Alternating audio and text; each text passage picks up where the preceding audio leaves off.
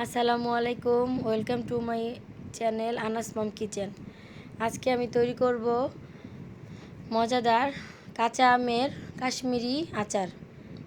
তো তৈরি করার জন্য সর্বপ্রথম কড়াইতে গরম পানি নিয়ে নিতে হবে। ইচ্ছা করলে ঠান্ডা পানিও নেওয়া যায়, কিন্তু গরম পানিটার ভিতরে চিনি দ্রুত গলে। এর জন্য আমি শর্টকাট হওয়ার জন্য আমি গরম পানিতে চিনিটা ঢেলে দিছি। কিছুক্ষণ পরে চিনিটা গলে শিরা হয়ে গেছে। এর শিরার মধ্যে এলাচ, দারচিনি, তারপরে আদা, শুকনা মরিচ বিচি পরিষ্কার করে এবং রসুন দিয়ে ভালো মতো আচারটা নেড়ে নিতে হবে।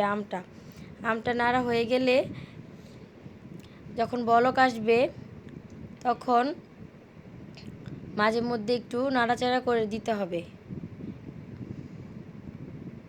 নাড়াচাড়া করে এখন এর মাঝখানে ভিনেগার অ্যাড করতে হবে। ভিনেগার যদি আমরা অ্যাড না করি তাহলে আচারটা দীর্ঘদিন ভালো থাকবে না।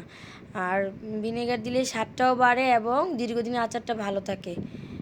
তো আস্তে আস্তে জাল করার পরে আমের কালারটা যখন চেঞ্জ হয়ে সুন্দর একটা কালার আসে এবং শিরাটা আঠালো ভাব আসে, তখনই আমাদের আচারটা শিরা থেকে উঠিয়ে নিতে হবে এবং ঠান্ডা হলে বয়মে এটা ভিতরে বয়মে রেখে শিরাগুলো আমের উপরে দিয়ে দীর্ঘদিন সংরক্ষণ করা যাবে। এবং আপনারাও আমার রেসিপিটি ফলো করে কমেন্টে জানাবেন আপনাদেরটা কেমন হয়েছে। Please like, comment and subscribe.